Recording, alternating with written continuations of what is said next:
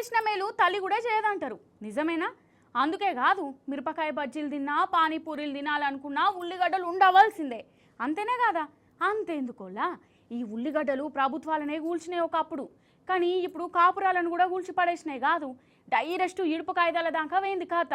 ఆగో ఏందో ఏమో నాకు అసలు అర్థం కాదు. నిజంగా భార్య భర్తలంటే ఎట్లుండాలి?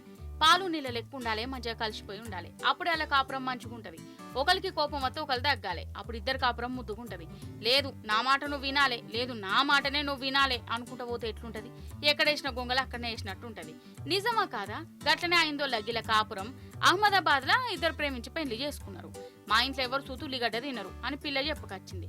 పిల్లగాడేమో లేదు లేదు మా ఇంట్లో ఏ కూర చేసినా ఉల్లిగడ్డ ఉండాల్సిందే, లేకపోతే మంచిగా ఉండదని చెప్పి చెప్పుకొచ్చిండు. సరే ఏదైతే గద అయింది అనుకుని ఇంట్లోకేమో ఉల్లిగడ్డ వేసి కూర వేసింది. ఆమెనేమో ఉల్లిగడ్డ లేకుండా కూర అనుకున్నది. లేదు లేదు నువ్వు ఉల్లిగడ్డ వేసిన కూర తినాలే, తినకపోతే మంచిగా ఉండదు, రెండు కూరలు చేస్తే ఎట్లా అనుకుంటా రోజు ఇంట్లో పెద్ద కీసులాట అయ్యేది. ఏందో ఏమో ఈ ఉల్లిగడ్డతోని పంచాయతీలొల్లి నాకెందుకు అనుకొని ఇక చక్కగా ఇంటికి వేయింది. ఎంత చెప్పినా రాకపోవడుతోనే అబ్బా నువ్వు గట్ల రావా అని చెప్పి భర్తకు మస్తు కోపం వచ్చి కోర్టు దగ్గరికి పోయి విడాకులు ఇప్పించుర్రి. సారు మా భార్యను ఉల్లిగడ్డ తినమన్నందుకు వాళ్ళ ఇంటికి వేయింది, ఇదెక్కడి న్యాయం? ఎంత రమ్మన్నా అత్తలేదు సారు, నేను ఇంక ఆమెతోని ఉండలేను, నాకు విడాకులు ఇయ్యుర్రి అని చెప్పి అడిగిండట. ఇక ఇది ఇన్న కోర్టు సరే అని విడాకులు ఇచ్చింది.